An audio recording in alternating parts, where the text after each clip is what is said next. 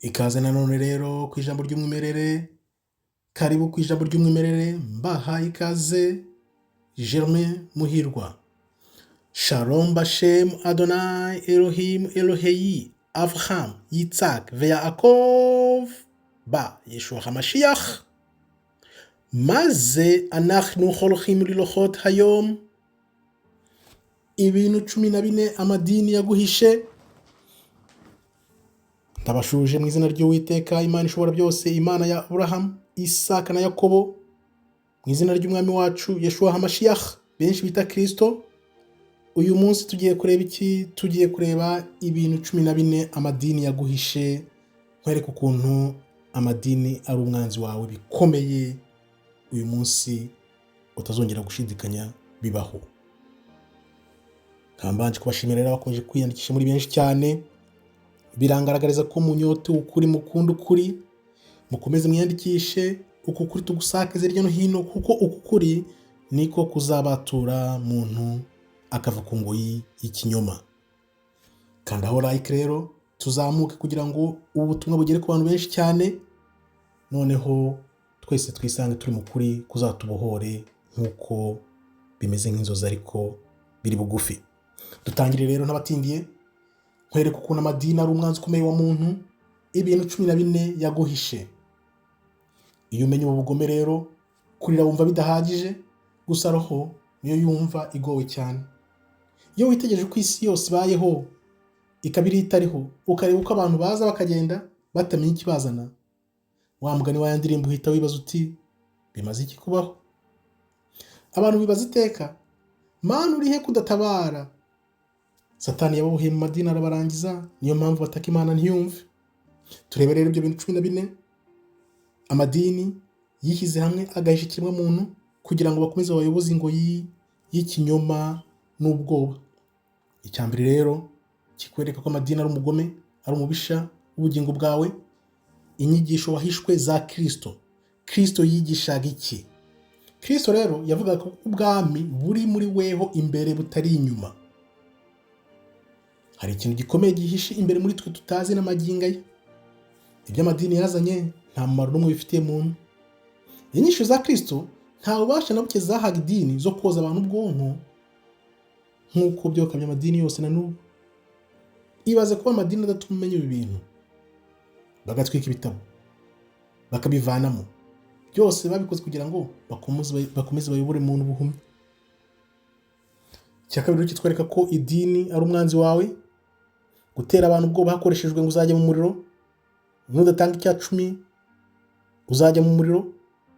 Turebere iki ijambo ry'Imana rivuga muri Timoteyo wa 2:1-7, kuko Imana itaguhaye umwuka w'ubwoba, ahubwo yaduhaye uw'imbaraga n'urukundo no kwirinda.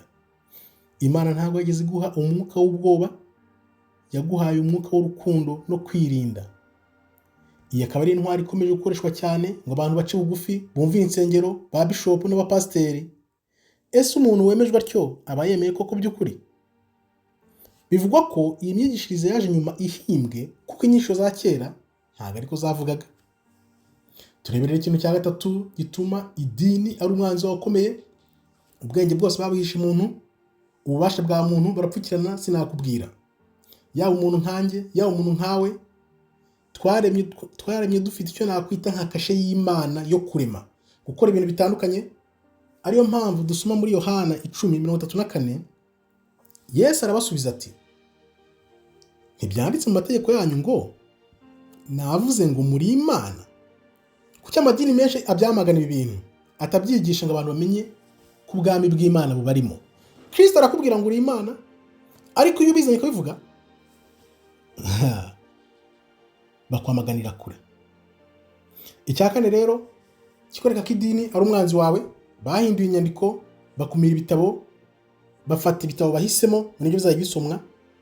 Byatewe n'iki? Bashaka kuhisha iki? Ibyo bita abavanjiri byanyuze mu ivugurura rikomeye.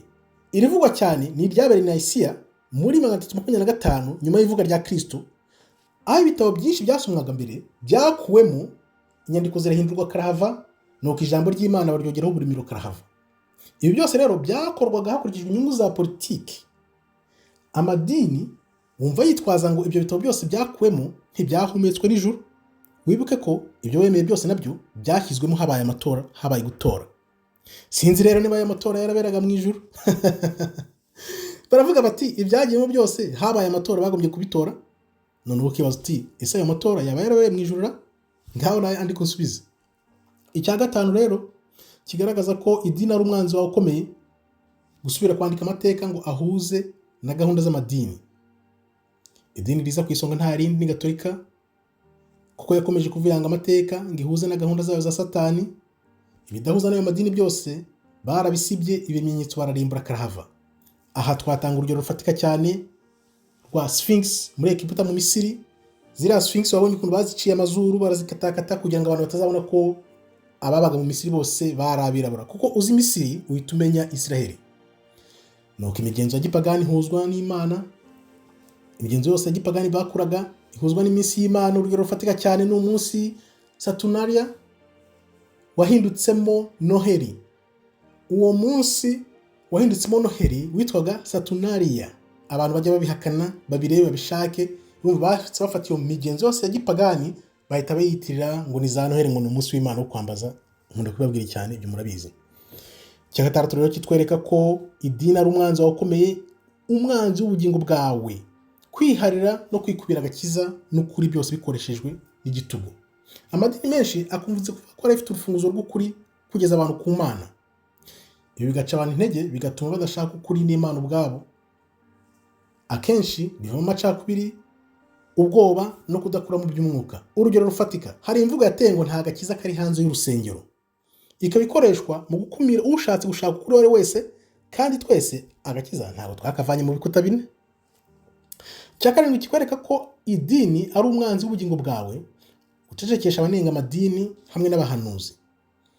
Uko amateka yagiye asimburana, abantu benshi bagiye banenga amadini, bahuraga n'akaga byageza ku bahanuzi byo bigahomera ku murari, bakitwa abasazi cyangwa bakameneshwa. Urugero rufatika ni urwa Jan Hus 1369 kugeza mu 1415, yagaye idini Gatolika cyane na Papa wari icyo gihe, ariko baza kumukomesha banamwotsa nka brochette.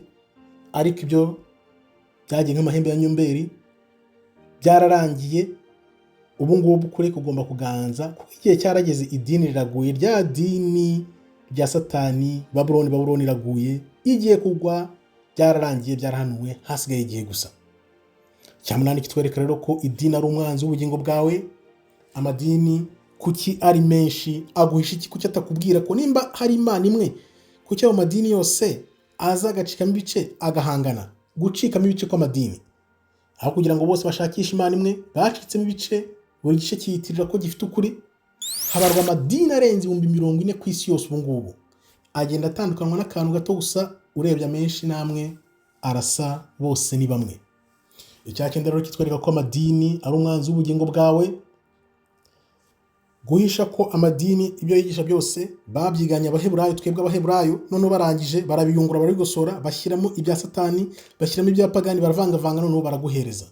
Amadini yose urebye yagiye akopera Abaheburayo, noneho arangije ati imyigishirize ya Giheburayo y'umwimerere bahindura neza ibyo Kristo yigishaga byose barabihindura, n'ibyo abantu bemeraga kuva kera na kare byose barahindura. Urugero, Kristo yemeraga Tora, biriya bitabo byanditswe na Mose, byose ko ari byo fatizo byo kwigisha ijambo ry'Imana, nuko ubwami buri muri twebwe tutagomba kubushakira hanze yacu. Ibi byose barabihindaguye, bazana ibyabo bishya Kristo atababwiye. Urumva ko aba bantu bakorera, sinzi uwo bakorera, nawe wambwira, andikamo tubwire uwo abantu bakorera.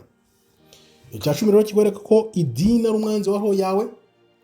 Guhindura ukwizera ubucuruzi bweruye. Kwizera ubundi byagombye kubwirizwa muntu ku buntu. Ngiye mbona byaba ku buntu, atari kugira ubucuruzi bweruye.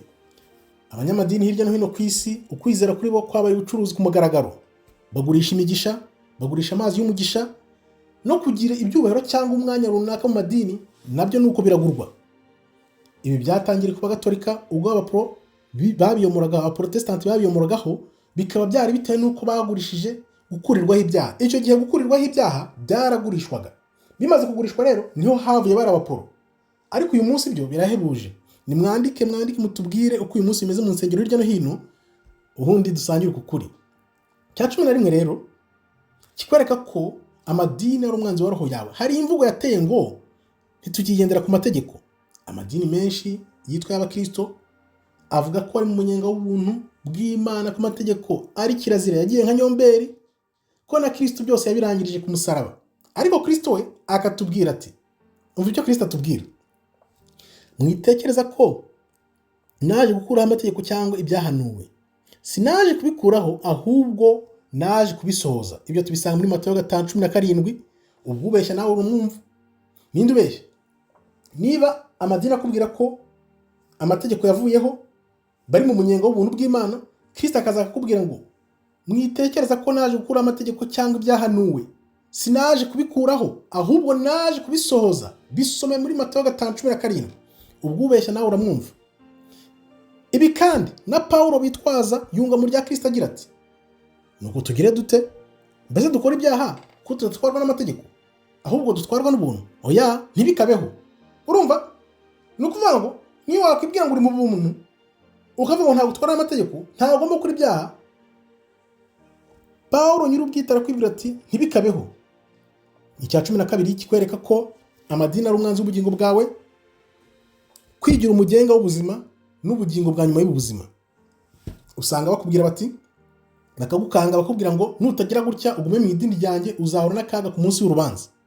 Gutera abantu ubwoba ngo babone kubumvira, byanaba ngombwa bakabaca mu bandi, aho gusahakaza urukundo no gushakisha ukuri nk'uko tubikora ahangaha ku ijambo ry'umwimerere. Kuko ukuri niko kuzabohora abantu. Urugero dukunze gukoresha rero, iyo uvuye mu idini si uko uvuga nabi kakahava, cyangwa se iyo ubaje ibibazo bikakaye bituma aya madini agaragara, uwakorera ibibazo bikomeye cyane. Urumva, iyo ubaje ibibazo bikomeye cyane bya exposing ayo madini n'abapasiteri n'ababishop, ugira ibibazo bikomeye cyane. Abajya muri ayo madini mwatubwira mukatubwira uko bigenda. Iyo ubajije nk'ibintu badafite ibisubizo cyangwa se ibintu bigaragara ko babivanye muri Bibiliya cyangwa batabyigisha, mutubwire uko bigenda. Impamvu ya 4 rero igaragaza ko amadini ari umwanzi w'ubugingo bwawe, kugira abayobozi b'amadini n'amatorero ibigirwamana basenga. Amadini menshi afata abayobozi nk'ibimana byabo. Kenshi na kenshi banabafata nk'intungane wagira ngo zagendanye na Kristo. Ariko ibera muri ayo madini n'abayobozi bayo, ngira ngo YouTube niyo yatubera umugabo. Kuramya gutyo rero bituma niyo bakoze amakosa cyangwa bigisha ibihabanye n'ijambo ry'Imana ry'umwimerere bidakunda kubacyaha, kuko benshi babibona nko kubahuka maze bakabyimba nabo kakava. Urugero ni abapapa bitaga ba nyir'ubutungane bigereranya na Kristo, ariko tuzi ibyabo. Cya 14 rero nicyo cya nyuma kigaragaza ko idini ari umwanzi w'ubugingo bwawe. Ibintu 14 amadini yaguhishe, guhisha ukuri k'ubwoko bw'Imana ari abirabura, ariko bo barangiza bagasenga abirabura. Amadini menshi afite imihango akora itagaragarira amaso ya buri muyoboke wayo. Iyo mihango ikorwa mu ibanga rikomeye cyane, akaba ari imihango ikorwa n'abakomeye muri aya madini. Ni hamwe uzumva abantu bavuga bati hari abagikuzimu, ariko urugero rufatika ni Roma na Papa wabo, kuko iyo basenga Kristo na nyina Mariya babirabura. Ibyo narabyerekanye, ariko barangiza bagaha rubanda rwa Kiseseka rusigaye bose gusenga ishusho y'umuzungu. Byagenze gute? Byavuye he? Ibyo byose nibyo wahishwe, bituma ubugingo bwawe bushyirwa mu kaga, ugasenga ibishushanyo kandi wagombye gusenga Imana nyamana. Abo rero iyo barangije bo bavuga ko bagendera ku kuri, baragendana n'iko gusenga bya bintu nyine by'ukuri, kandi bakaba bafite ijambo ry'ukuri babitse bahisha ahantu, barangiza bagapfunyikira abandi bose basigaye ibinyoma. Ibyo rero akaba ari ibintu 14 bifatika bifite gihamya amadini yaguhishe, bigaragaza ko amadini afite ubugome bukomeye cyane. Ahubwo ngemwe nari ubugome bukomeye cyane amadini akorera ikiremwa muntu. Ibaze nawe kuba roho yawe yaraje hano kugira ngo ishaka ukuri ibohoke, noneho na nyuma y'ubugingo izabeho neza yaramenye ukuri, ariko bakaguhisha ibintu byose. Ariko turagira tuti igihe kirageze, hasigaye igihe gito cyane, mukomeze mwihangane, ukuri kuzanesha byanze bikunze. Inyigisho za Kristo zigiye kongera zigaruke mu bantu, abantu bamenye ukuri kuzaba bature. Kambashimiye rero cyane mwe mwabanye nanjye, abakomeje kwiyandikisha, namwe mutari mwiyandikisha mwiyandikishe, ko nzi neza ko ukuri mu kunyotewe biragaragara neza, kandi nizera neza ntashidikanya ko amaherezo y'inzira ni mu nzu tuzamenya uko kuri. Nongere bashimire rero byimazeyo. Imana ikomeze barinde, nkagira nti shalom shalom, todahaba. Tov meyod.